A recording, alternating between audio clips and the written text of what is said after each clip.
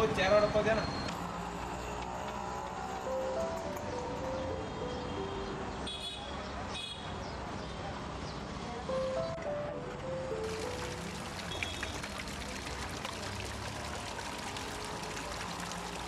हे बाळ्या. हा मालकीन बाई. खरकट्या पाण्याने भरलेली बादली फेकून दे ना रस्त्याला.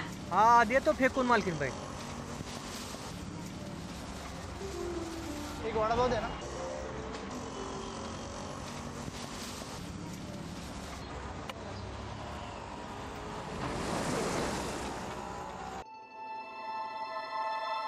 आईला रोज असं पाणी वाया जाते. या पाण्याचा काहीतरी योग्य वापर केलाच पाहिजे. हे बाळ्या. हा मालकीन बाई. पाण्याकडे काय बघत थांबलाय? चल लवकर, गिरायक आलंय. हा येतो.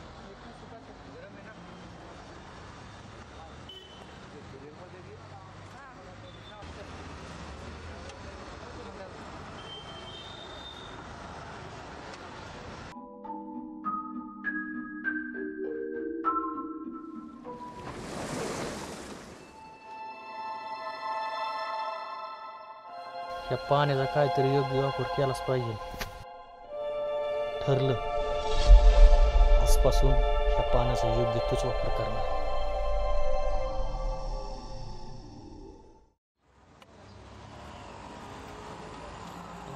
मालकीनबाई, आजच्याला मला जरा 500 रुपये द्या ना. कशाला लागतात रे बाळू तुला? लागत होतं जरा मला, की पाण्याचा मला ड्रम घ्यायचा आहे. धर हे 500 रुपये.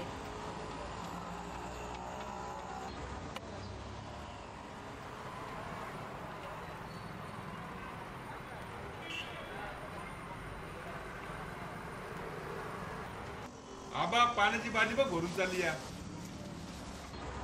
बाळ्या. हा मालकीनबाई. बादली भरून चालली, पाणी वतून दे ना. हा देतो. हा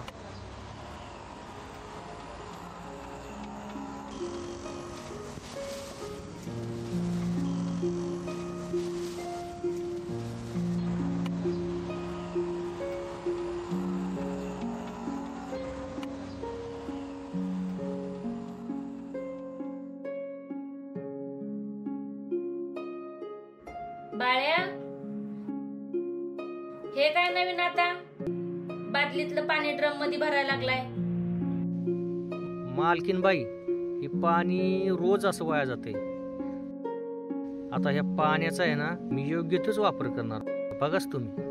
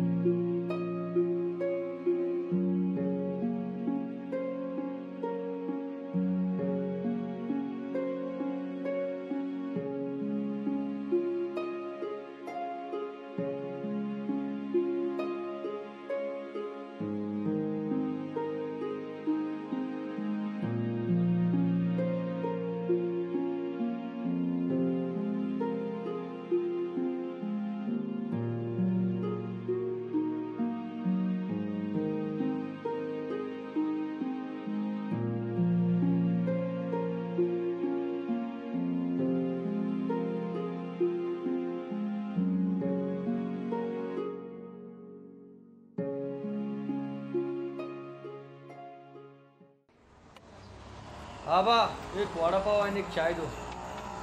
बाळू. हा मालकीनबाई. एक वडापाव, एक चहा दे. हा देतो. हा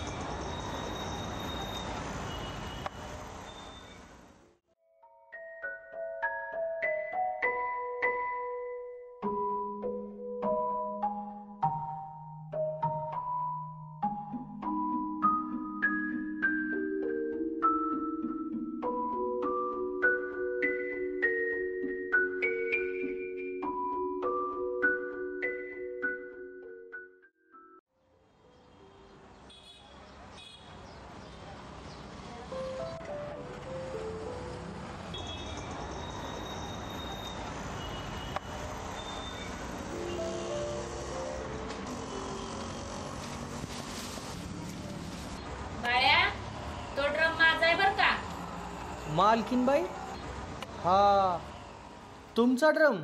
अरे बाळू, तू एवढं चांगलं काम करू शकतोस, मग मी का नाही ते काम करू शकत? आजपासून मी पण ते काम करणार. पाण्याचा योग्य वापर केला तर झाडे जगतील, झाडे जगली तर पाऊस पडल, पाऊस पडला तर दुष्काळच पडणार नाही. हा, म्हणूनच मालकीनबाई हे खारकाटे पाणी मी तिकडे झाडांना घालतो.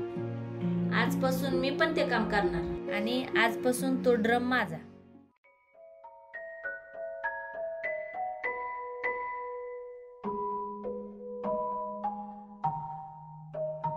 पाहिलेत मंडळी, बाळू या कामगाराने हॉटेलमध्ये काम करत असताना तेथील वाया जाणारे पाणी व त्या पाण्याचा योग्य वापर करून दुष्काळ भागामध्ये झाडे लावली आणि ती जगवली सुद्धा. कारण झाडे जगली तर पाऊस पडेल आणि पाऊस पडला तर पाणी मिळेल आणि पाणी मिळाले तर दुष्काळ झटेल. पण आपण कधी बाळूसारखा विचार केला? जर प्रत्येकाने ठरवलं, वाया जाणारं पाणी याचा योग्य वापर केला आणि झाडे लावली तर नक्कीच पर्यावरण सुधारेल आणि पर्यावरण समतोलही राहील. बरोबर ना? चला तर जशी बाळूने सुरुवात केली तशी तुम्ही पण करा.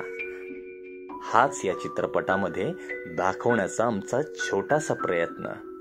धन्यवाद.